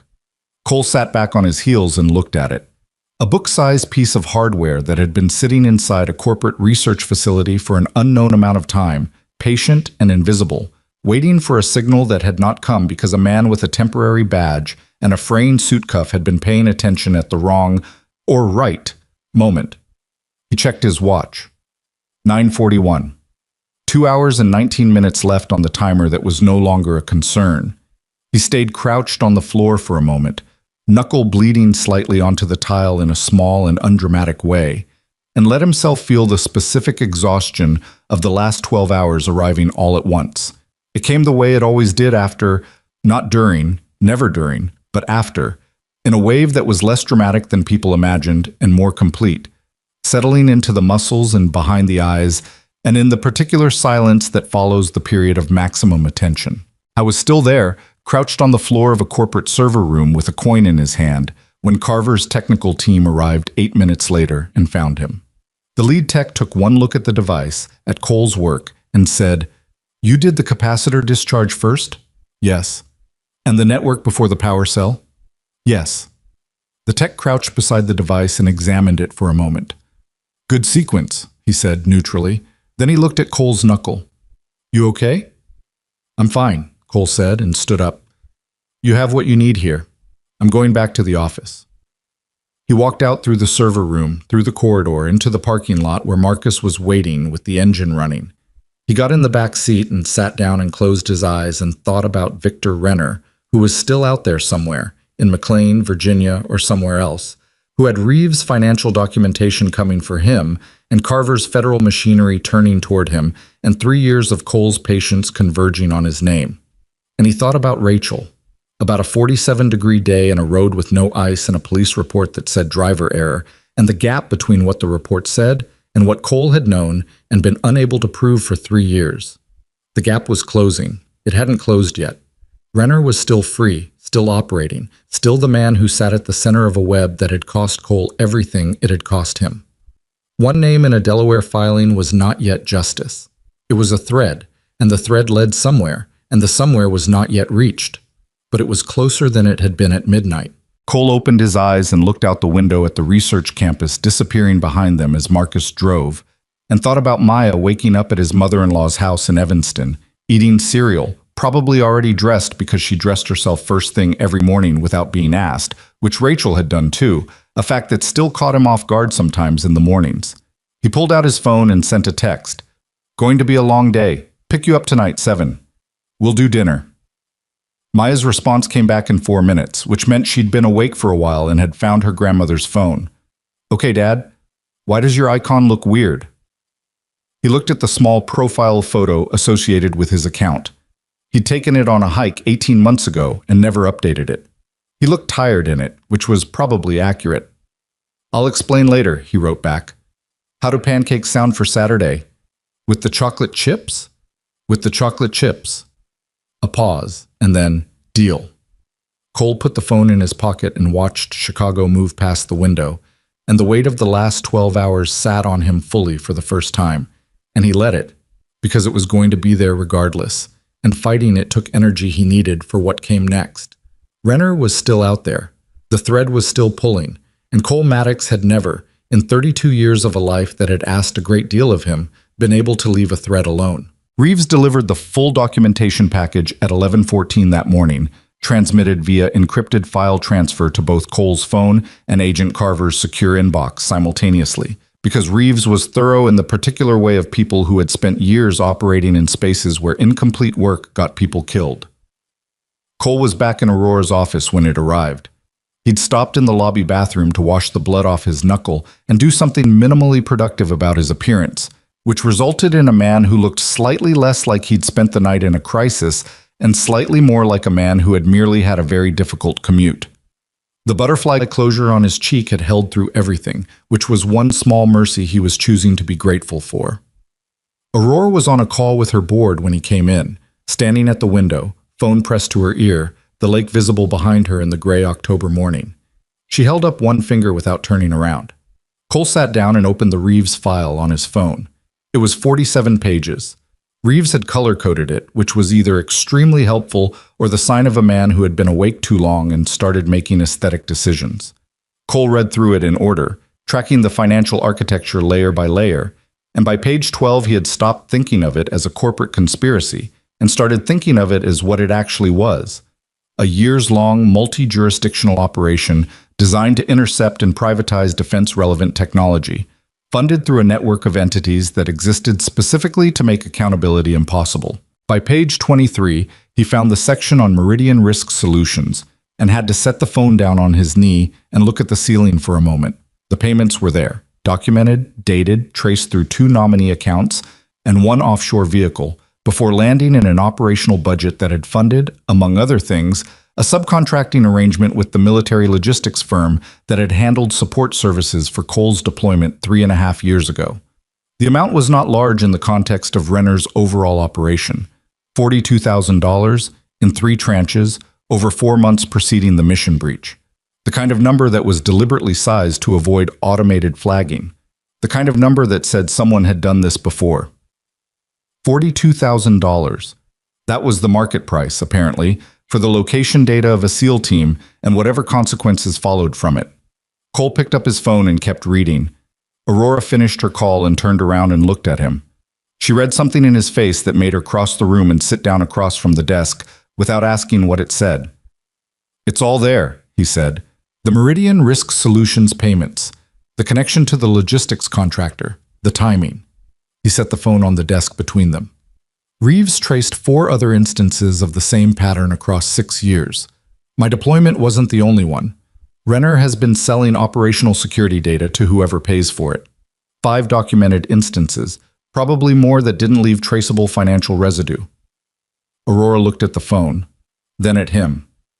"Cole, I knew it was him," Cole said, "or I was close to knowing. I had the shape of it without the documentation." He said it steadily, which took some effort, because underneath the steadiness was something that had been waiting 3 years to have its shape confirmed and was now processing the confirmation with a thoroughness that required a great deal of the attention he was trying to divide between that and the present moment. The question was always going to be whether there was enough here for a federal prosecution, or whether it was going to be one of those situations where everyone in a room agrees on what happened and nobody can prove it. And now? Now there's 47 pages of documented financial flows with provenance chains on every transaction. He looked at her. Carver needs this. And he needs to move on Renner before Renner's people figure out how much of the architecture is already exposed. "I'll call Carver," Aurora said. She was already reaching for her phone, then she stopped. "Are you all right?" Cole thought about how to answer that. He thought about the specific question she was actually asking. Not the physical inventory, The ribs and the cheek and the scraped knuckle, but the other thing, the weight he'd been carrying since Reeves had said the northern sector rotation on the phone at 4 in the morning. "No," he said, "not entirely. But I'm functional, and functional is what the next few hours need, so I'm going to stay there until the job is done and deal with the rest of it after." She looked at him for a moment. It was the look of someone who understood that answer completely, because they'd used its exact equivalent many times themselves. "Okay," she said, and called Carver. The federal machinery, once it received Reeves' documentation and the campus device in evidence custody, and Price in an interview room downtown, moved with a speed that Cole had rarely seen from civilian law enforcement. He suspected this was partly Carver's doing. The man had the energy of someone who had been waiting for a case of this specific shape for a long time and was not inclined to let bureaucratic friction slow it down. And partly the nature of the charges themselves, which crossed enough jurisdictional lines that multiple agencies were suddenly very interested in being involved. Victor Renner was located at a private airfield in northern Indiana at 12:47 in the afternoon. He had a bag packed and a flight plan filed for the Cayman Islands, which was either a coincidence or the most honest thing he'd done in years. The arrest was made by a joint FBI-HSI team before he boarded. Cole heard about it from Carver in a brief phone call at 1:15. Carver said, in the flat voice of a man delivering information rather than performing satisfaction. "Renner is in custody. The airfield seizure included documents and 2 encrypted drives that our tech team is currently working through. This is going to take months to fully prosecute, but the core charges are solid. You should know that." "I know," Cole said. "The documentation on the Meridian Risk Solutions payments, the connection to your deployment, has been flagged for a separate DoD review. That's not my lane, but the right people have it." Cole was quiet for a moment. "Thank you, Carver." "Don't," Carver said. You handed us most of it. I'd rather you'd done it slower and through proper channels, but I've made my peace with the outcome." A pause. "Get some sleep, Maddox." Cole ended the call and sat in the quiet of Aurora's conference room where he'd taken the call alone, and for a moment he didn't move. Victor Renner was in custody, the man whose operation had funded the logistics breach. The breach that had exposed his team's location, the sequence of events that had ended with a 47-degree November day, and a police report that said driver error, and a 4-year-old girl who had waited at preschool for a mother who never came. Cole had imagined this moment in several different versions over 3 years. In some of them he felt something clean and definitive, the click of a thing resolved. In others he'd imagined himself feeling nothing, the emotional shutdown that can happen when anticipation outlasts its object. He hadn't imagined this, something that felt less like resolution and more like a door opening onto a room he'd been standing outside for years, and finding that the room was simply a room. Real, inhabitable, smaller than the idea of it. And behind him, still present, still permanent, still the shape of everything, the loss itself, unchanged by the accountability for it. Renner in custody did not bring Rachel back. He'd always known that, intellectually. Feeling it was different. He sat with it for a while, which was all he could do, which was, in the end, probably the right thing to do with it. Then he stood up and went back to work. The next 72 hours ran the way the aftermath of large events always runs, with an unglamorous combination of paperwork, phone calls, statements, and the particular institutional friction of multiple agencies trying to coordinate something that none of them had planned. Cole gave 4 separate statements to 3 different sets of investigators, answered questions about the gala, the campus device, the Reeves documentation, and his own background to the Navy piece, with a patience that came partly from understanding that this was necessary and partly from being too tired to resist it. Aurora was in meetings for most of those 72 hours. Board calls, attorney briefings, a press statement that her communications team drafted 3 times before she rewrote it herself in 40 minutes, which her head of PR described privately as effective but stressful to witness.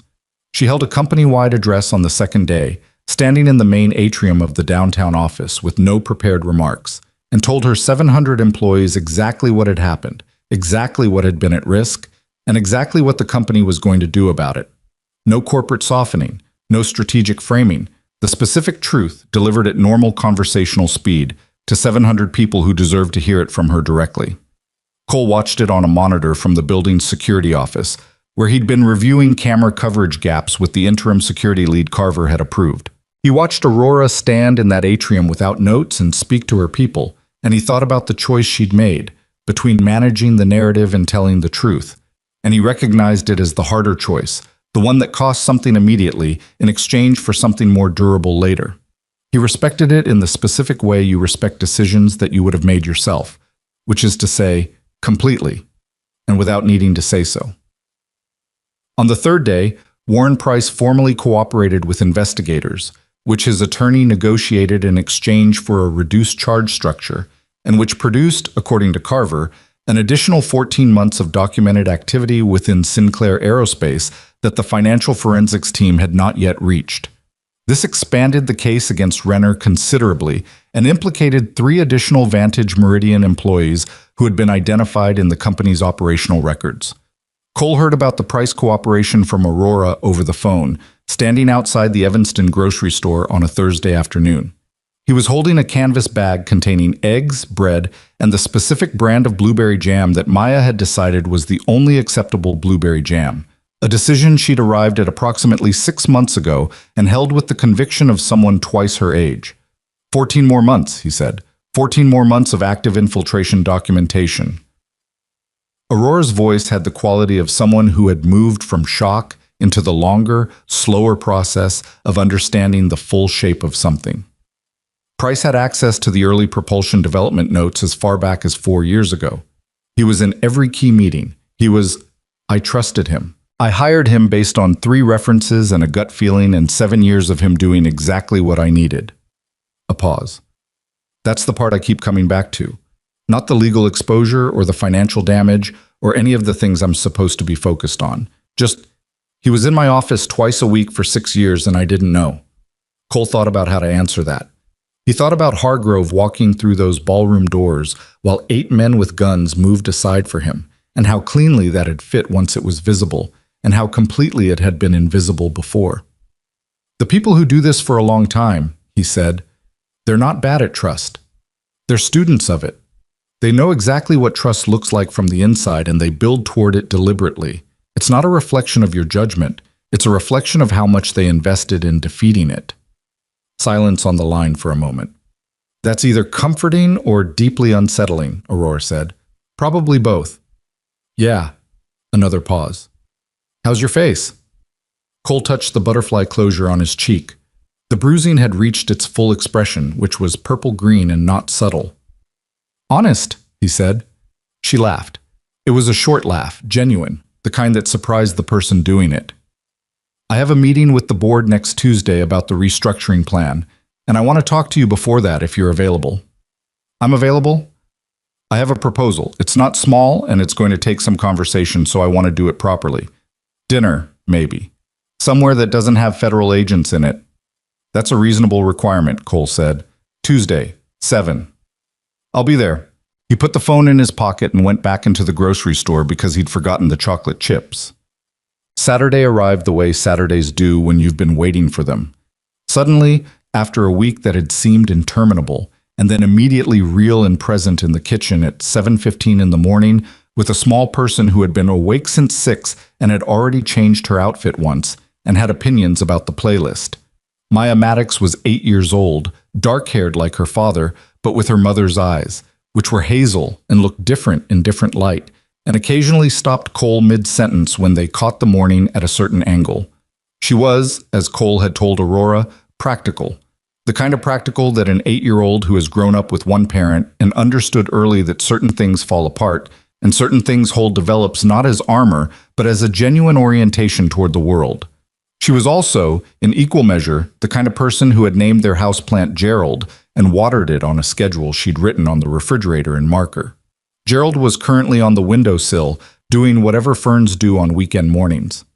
The chocolate chips go in the batter, Maya said from the kitchen island, where she was sitting on a stool with her legs swinging, watching Cole measure out flour with the critical eye of someone who had been promised a specific outcome and was monitoring the production process. I know where the chocolate chips go. Last time you put them on top after. Last time I was experimenting. The experiment was bad. Cole looked at her. The experiment was a learning experience. Maya considered this with the expression of someone weighing whether to accept a reframe. "You have a bruise on your face," she said, which was the third time she'd mentioned it since he'd picked her up Thursday evening, each mention calibrated to see if a different approach would produce more information. "I do." "From work?" "From work." "Did you fall?" Cole cracked 2 eggs into the bowl. "I ran into someone." Maya processed this. "Did they run into you first?" He looked at her. She was looking back at him with her mother's hazel eyes and her own particular brand of 8-year-old precision, and the question was genuine. She wasn't asking if he'd started it. She was asking if it had been necessary, which was a different and considerably more sophisticated question. "Yes," he said. "They did." She nodded, apparently satisfied. "Okay." She watched him stir. "Is the someone okay?" "He'll be fine. He just needs to rethink some of his choices." She swung her legs. "Dad?" "Yeah." "Are you okay?" He stopped stirring. He looked at his daughter on the stool, legs swinging, watching him with the directness of someone who had learned that the question mattered more than the answer you expected to get. "Getting there," he said. She nodded slowly. "That's what you say when you mean yes, but it was hard." "That's what I mean, yeah." "Okay," she said. "That's okay."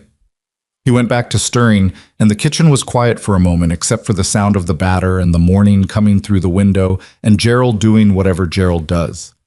"Extra chocolate chips," Maya said. "Already planned," Cole said. "What?" Tuesday dinner was at a restaurant Aurora had chosen, small and Italian, 2 blocks from the lake, the kind of place where the tables are close enough together that people keep their voices moderate and the food arrives without theater. She was already there when Cole arrived, 3 minutes early, which told him she'd arrived earlier still. She looked different outside of the context he'd known her in. Not less composed. Aurora Sinclair's composure was structural, not situational, but more present in some way that was hard to quantify. Less the CEO and more the person the CEO was built around. She'd ordered wine. There were 2 glasses. He sat down. "You look better," she said. "The bruise is fading." "I wasn't talking about the bruise." She said it without elaboration and picked up her wine glass. Cole picked up his. "What's the proposal?" "I'm creating a new role," she said. "Director of Security Infrastructure. It's not a traditional corporate security position. The scope is broader. Internal protocols, vendor vetting, information security, personnel access architecture. The full picture, not just the visible layer." She set her glass down. "I spent 6 years with people in this building I trusted because they'd been vetted by other people I trusted, and that chain of trust is where the failure happened. I need someone whose job is specifically to interrogate that chain, every link, all the time." Cole looked at her. "You want someone whose instinct is to look for what's wrong." "I want someone whose instinct is to look at the room and find the camera that isn't working." She said it directly, meeting his eyes. "I watched you walk into a building full of people whose job was security and see things every one of them had missed. And I watched you do it not because you were showing off or because you had better tools, but because you'd trained yourself to assume the wrong thing was possible before the right thing had proven itself." Cole was quiet for a moment. "That's a difficult way to live." "I know. I'm not asking you to find it easy. I'm asking you to apply it to my company." She paused. "The compensation is..." She named a number that was specific and substantial and delivered the way Aurora delivered everything, without performance. "The role is independent. You report directly to me, not through the executive chain, because the executive chain is exactly the layer you'd be evaluating. You have authority to flag anything at any level, including the board." "Including you?" Cole said. "Especially me." She didn't hesitate. "I made hiring decisions that cost me 6 years of infiltration and almost cost me the company. I don't want someone in this role who'll soften a concern because it might offend me." Cole looked at the table. He thought about the staffing agency and the temporary badge and the fraying suit cuff and the fact that 12 days ago he'd been standing outside a corporate gala thinking about grocery budgets, and how the distance between that moment and this one was both very short and very long depending on how you measured it. "I have conditions," he said. "I assumed you would. No security threat gets buried to protect the company's image. If something is wrong, it's disclosed. To you, to the board, to law enforcement if necessary. Not managed. Disclosed. Agreed. Every major personnel decision at the senior level goes through an independent background review process that I design and that doesn't run through HR alone. Agreed. And he stopped. Looked at her directly. There are going to be days when something comes up and I leave at 5 because my daughter has a school thing. I don't apologize for that, and it's not negotiable. Aurora held his gaze for a moment. Then she picked up her wine glass. I had a school play in 4th grade, she said. My father missed it because of a board call. He's apologized for it approximately 9 times since then, and it doesn't change the fact that he wasn't there. She set the glass down. I'm not interested in building a version of the company that requires its people to make that trade. So yes, that's agreed. Cole looked at her. Then we have a deal. She extended her hand across the table. He shook it. It was not a dramatic moment. It was 2 people making a decision that felt right in the same way most genuinely right decisions feel. Not like a resolution, but like a beginning. The food came. They ate. The conversation moved, the way conversations do when the business is settled, and what remains is the actual people. Through the board restructuring plan, through Maya's preference for chocolate chip pancakes, through Aurora's sister who lived in Portland and called every Sunday and always asked about the company first, and Aurora second, which Aurora described with the dry affection of someone who has accepted a person exactly as they are. Through the restaurant filling up around them, and the lake doing whatever the lake does on October evenings in Chicago, dark and patient and permanent. At some point, Cole realized he'd stopped being the version of himself that calculated exits and counted anomalies, and held the room in his peripheral vision at all times, which didn't mean the training was off.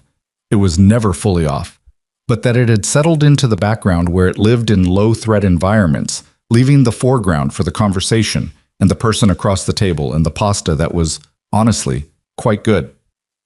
Rachel would have had opinions about the pasta.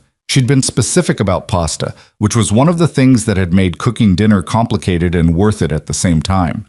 He thought about her the way he'd been trying to learn to think about her, not as a wound, not as an absence to be managed, but as a person who had existed fully and had loved him imperfectly and well, and was gone in a way that wasn't fair and wasn't okay, but was, undeniably, the permanent shape of things now.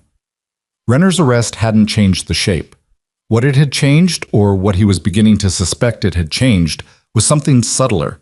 The posture he'd been carrying the loss in, the particular forward lean of a man still fighting toward an answer that has now, at least partially, arrived.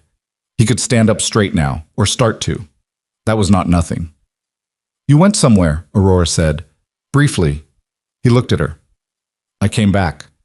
She looked at him with the same attention she'd had that first morning in her office, reading the room the way she always read rooms, which was thoroughly and without pretending not to. Good, she said, just that. The school performance was a Thursday, 3 weeks later, in the gymnasium of Maya's elementary school in Evanston, which had the acoustic properties of all school gymnasiums everywhere and the particular smell of floor wax and childhood that Cole associated with the few memories he had of his own school years that were actually good.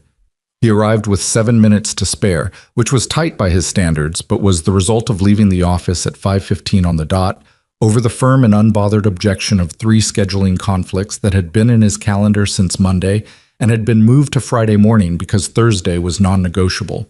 He found a seat in the 3rd row, on the aisle, next to his mother-in-law, Patricia, a 70-year-old woman with Rachel's cheekbones and Maya's directness, who had been one of the 3 anchors of Cole's life since the November 4 years ago, and who expressed her love primarily through logistics and the strategic deployment of casseroles. You're almost late, Patricia said. I'm early. 7 minutes is not a margin. 7 minutes is anxiety. Cole sat down. The 3rd grade class is performing first. We have 12 minutes. That's what someone says right before they're late. Cole looked at her. She was already looking at the stage with the expression of someone saving their good attention for the moment it was needed.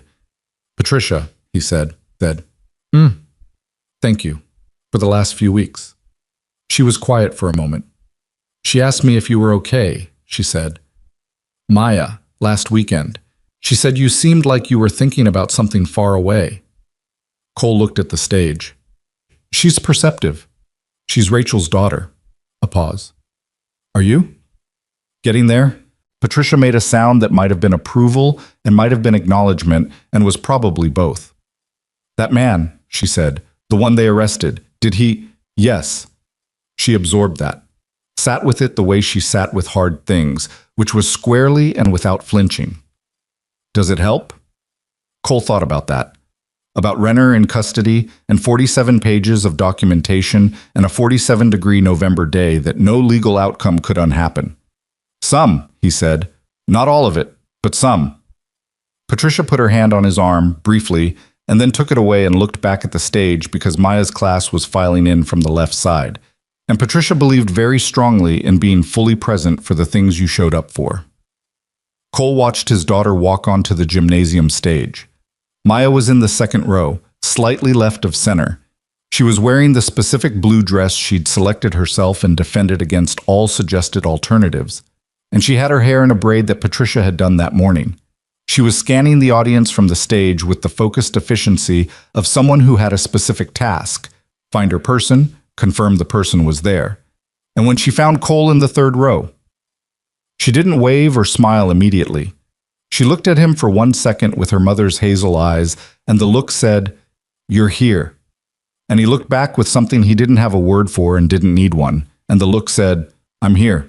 Then she faced front and stood up straight with the rest of her class, and the performance began, and Cole Maddox sat in a gymnasium in Evanston on a Thursday evening and watched his daughter sing, and the weight of the last month settled around him not as a burden, but as context. The full and complicated weight of a life that had cost something and continued anyway, which was the only kind of life worth showing up for.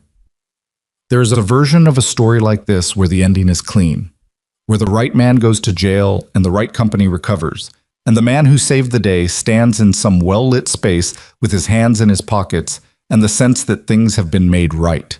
That version is easier to tell and considerably less true. The real version is a gymnasium in October. It's a daughter in a blue dress. It's a bruise that's almost faded and a job that starts Monday and a grief that has shifted its shape without disappearing, because grief doesn't disappear. It just finds a way to exist alongside the other things until you can't always tell where it ends and you begin.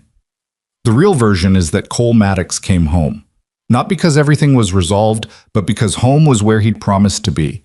And some promises are the kind you make not because you're certain you can keep them, but because keeping them is the whole point of being the person you're trying to be. He sat in the third row and watched the performance and thought once about Rachel, about what she would have said about the blue dress and the braid and the look on Maya's face when she found him in the crowd. He thought she would have said something dry and specific and accurate, the way she always had. He thought she would have been right. The gymnasium was loud with children's voices, and the floor wax smell was everywhere, and Patricia was sitting very straight beside him because she believed in being present. And somewhere in the second row left of center, a girl in a blue dress was singing something Cole didn't recognize from a movie he hadn't seen yet, and he made a note to ask her about it on the way home. That was the thing about the people waiting at home. They kept accumulating things to tell you, songs to explain, opinions about jam, questions that were really statements, small and continuing proofs that the world was still happening, still generating the ordinary material of a life, regardless of what you'd been doing while you were away from it. Cole had spent a long time being away from it in various senses. He was working on being less away. The curtain came down on the third-grade performance to the sound of parents' applause that was louder than the performance probably warranted and exactly as loud as it should have been, and Maya looked into the audience one more time before she filed off stage. And Cole was still in the third row, still there, the same place he'd been when she'd checked the first time. He suspected she was going to check, going forward, and find him there. He intended to make sure she was right,